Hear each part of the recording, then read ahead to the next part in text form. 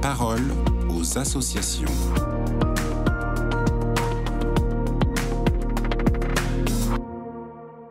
Bonjour à tous, bienvenue dans la parole aux associations. Aujourd'hui, je suis avec Mireille Davienne. Bonjour Mireille. Bonjour Agnès. Alors Mireille, vous êtes la porte-parole de Santé-Gidio et justement le pape François a défini la vocation de Santé-Gidio grâce aux 3 P, la prière, les pauvres et la paix. Alors aujourd'hui, vous allez nous expliquer le 3e P, donc pourquoi la paix ?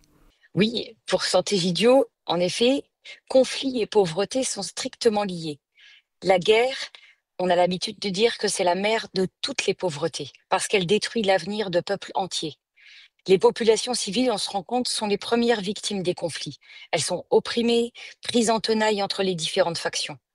Et parmi les civils, ceux qui souffrent le plus, ce sont les pauvres, que personne ne défend, parce qu'elles sont souvent victimes de la violence de part et d'autre. Et Santé-Gidio a acquis la conviction aussi spirituelle que la guerre est un mal et qu'elle n'est pas un destin inéluctable dans l'histoire de l'humanité et que la paix est toujours possible. Il est nécessaire même de trouver les chemins pour faire la paix, même quand ceux-ci sont compliqués ou tortueux. Et la force qui soutient les efforts de la communauté, eh bien, ce sont les cris des pauvres et la volonté des peuples pour la paix. Et alors comment est né l'engagement de Santé-Gidio pour la paix ? Alors l'engagement de la communauté de Santé-Gidio en faveur de la paix est né grâce à l'amour pour les pauvres. Santé-Gidio, en effet, a fait ses premiers pas sur la scène internationale au début des années 80, à partir du Mozambique, où une guerre civile avait causé 1 million de morts, puis elle s'est engagée sur tout le continent africain, dans les Balkans, en Amérique latine. Aujourd'hui, l'engagement pour la paix de la communauté ne connaît pas de frontières. Santé-Gidio est devenu un sujet international indépendant et ayant autorité, reconnu et apprécié par de nombreux États et organisations internationales.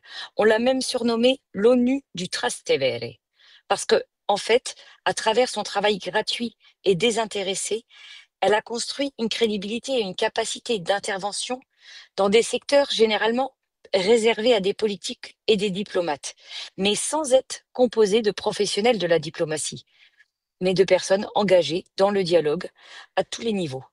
Et alors justement, quelle est la méthode de Santé-Gidio pour faire la paix ? Alors, la méthode de Santé-Gidio est de n'avoir pas d'intérêt économique ou politique, mais seulement l'intérêt pour la paix des peuples, qui, on l'a dit, sont otages de la guerre et de la violence. Santé-Gidio ne dispose pas d'instruments de pression militaire ou financiers en mesure de forcer la paix. C'est une force faible, morale, spirituelle, humaine, qui vise à créer le dialogue et à transformer l'homme à travers la rencontre. La puissance présente dans cette force faible est de n'avoir d'autre intérêt que celui de parvenir à la paix. Alors, dans cette perspective, le rapport humain avec celui qui combat est décisif. Il s'agit d'amitié, de dialogue et de flexibilité qui sont des mots-clés de ce travail pacifique. Et en outre, Santé-Gidio offre à celui qui demande sa médiation un lieu, à Rome bien souvent, où la confidentialité est un principe auquel on ne déroge pas et sur lequel on peut construire un climat de confiance réciproque, climat qui est nécessaire pour discuter de manière sérieuse et concrète. Santé-Gidio travaille selon le principe de l'ancienne méthode de Jean 23, chercher ce qui unit et mettre de côté ce qui divise. Alors cette méthode, au fil des ans, s'est révélée essentielle dans de nombreuses médiations, tant au niveau international qu'au niveau local, dans le service quotidien auprès des plus pauvres. Eh bien, merci Mireille pour ce partage et je rappelle qu'on peut avoir plus d'informations sur la communauté via le site internet santegidio.fr. Je vous souhaite une très belle journée, je vous dis à bientôt. À bientôt.